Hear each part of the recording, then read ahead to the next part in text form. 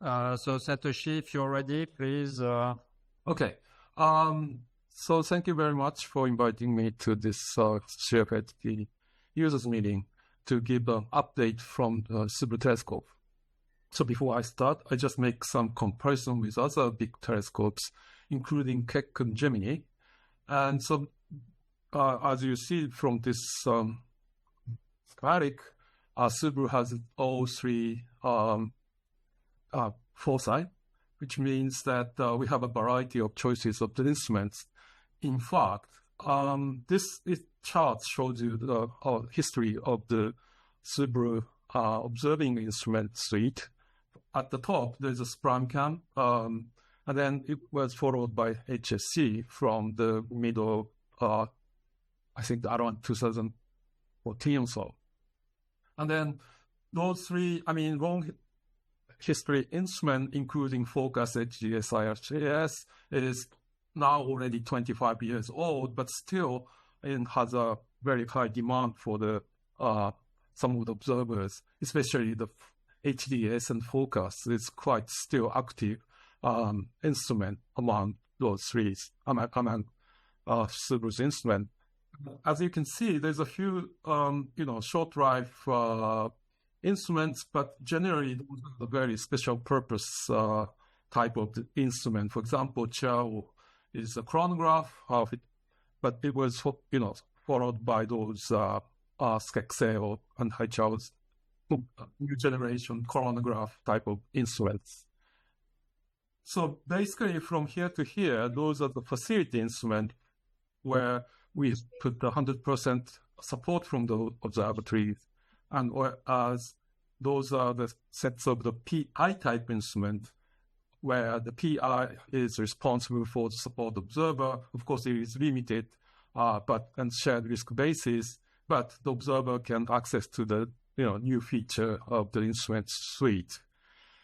So those PI type instruments mostly includes the chronograph for the extra solar system, exoplanet type of observed science is covered by those PI type instruments. And on the bottom, I just plot the fraction of the observing time devoted to the PI type instrument. As you can see, in the beginning, from the 2000, the fraction of the PI type instrument observation time is quite limited, but now, these days, it's nearly 50%. And I don't think this is a very healthy situation. Some of the PI type instrument must become facility instrument, but that is, it's not that easy because we have a very limited resources, money. A budget is quite limited to maintain the fair number of the facility instruments. So I think it's not good, but I really have to change the style of the operation in the near future to stabilize the things. This chart just shows you the spectral resolution. Those states, just for the reference, you can just check from our Subaru websites.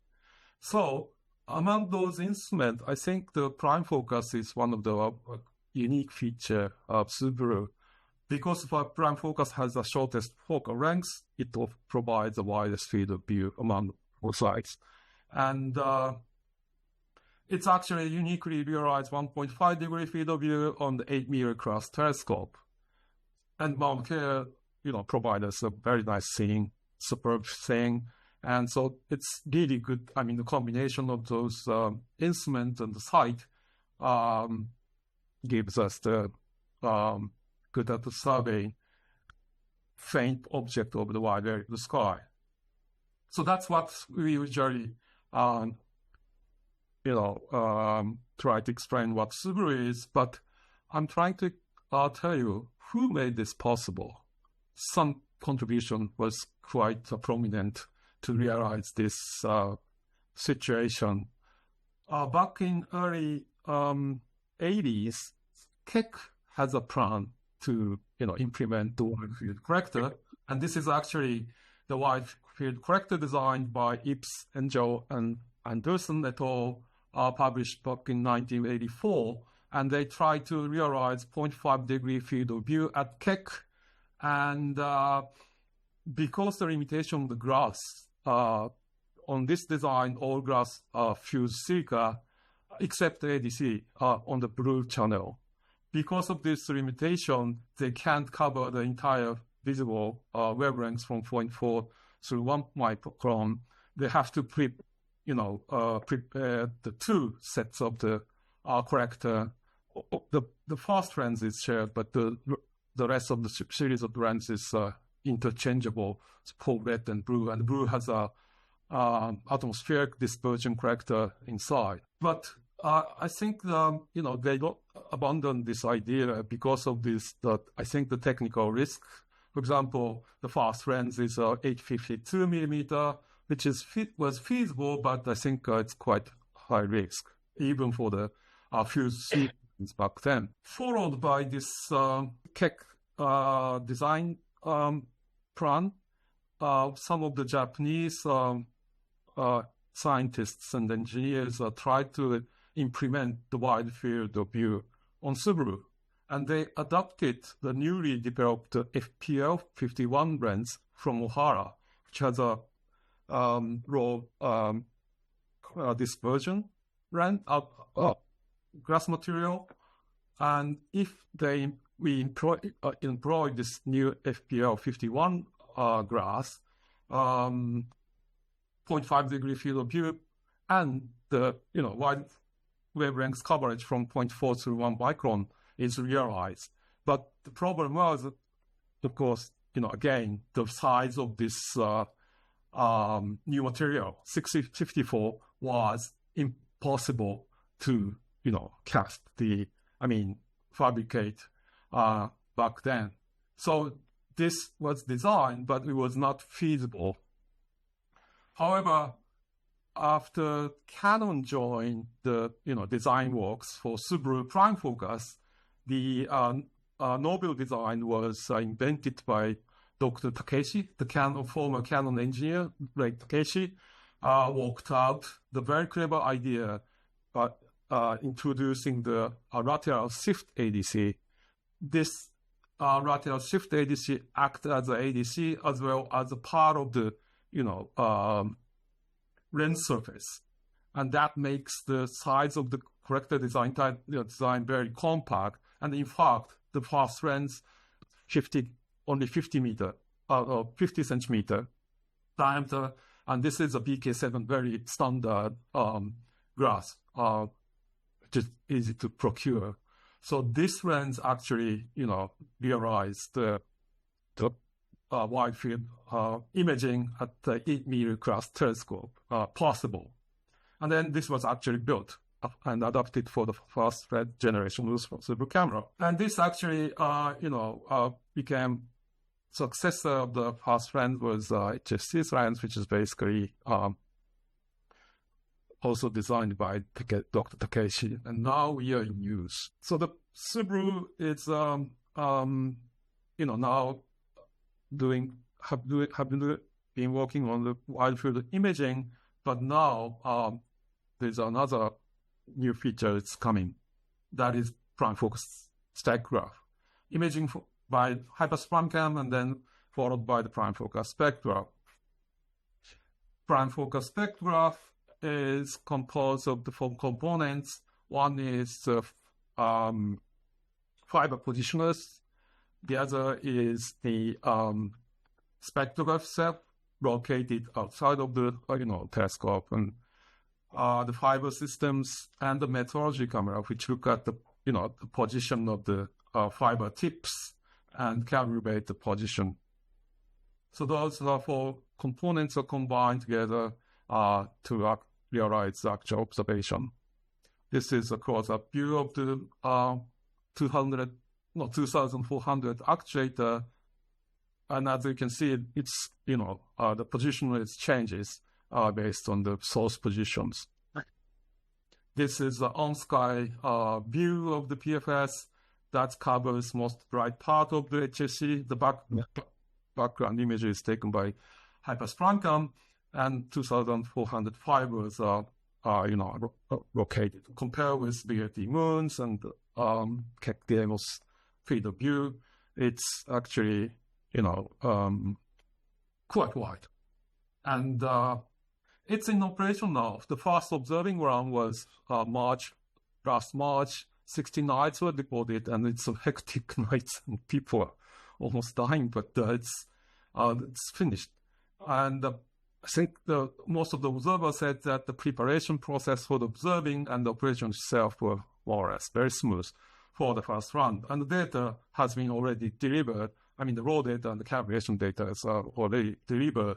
And the reduced data will be ready by the end of this month through the Jupyter environment, which they call the PFS Science Platform. Right now, we are working on the second Open News run. In the middle of the second Open News, the third run is now scheduled from middle June next month. So each has 13 nights and 15 nights. An instrument under development. We are now building the ground layer adaptive optics by introducing the deformable secondary mirror. This is basically very similar to what the BLT has introduced, and in fact, this deformable secondary mirror is built by the Italian company, as where the BLT's deformable secondary mirror is also built by that Italian company. So their goal is that realize the 0.2 arc-second infrared imaging over the 14 minutes routinely. Hopefully, 50% chance of the realization is expected. And if you compare with the BLT's realization, 0.3 arc-second over 7 arc-minutes, so sharper and wider field of view are expected. This is basically mainly the good sight condition of the Mauna-Kea. Mauna-Kea environment allows us to realize this superb imaging qualities. And now the GLAO itself is being under development. Actually, this IR secondary is now almost being completed. And now we already started the wide field camera development, and they will see the first flight in early 2028 if everything goes well. And the development team, mainly the Japanese team, is looking for the international partners. So before I finish, let me mention something about international cooperation of Subaru. One is unions, which CFHT also joined. So our ground-based telescope had a team organized by my old friend John Charles, and that it's called Unions. And so we decided to contribute it from by putting the Z-band imaging for this Euclid footprint, whereas U and R band is covered by CFH. Especially U is a unique feature of CFH because CFH has a higher QE in U compared with hypersprime cam. So it's a very, makes perfect sense. And in fact, G band is covered also by hypersprime cam, but through the contribution from the Gemini Subaru observing exchange time, and also the UH contribution is also, put it into this G-band coverage. But anyway, those are the very beautiful collaboration with other Mauna-Kea telescope. That is very nice. And this is the last slide. We have a plan to make a synergistic observation with the Roman space satellite.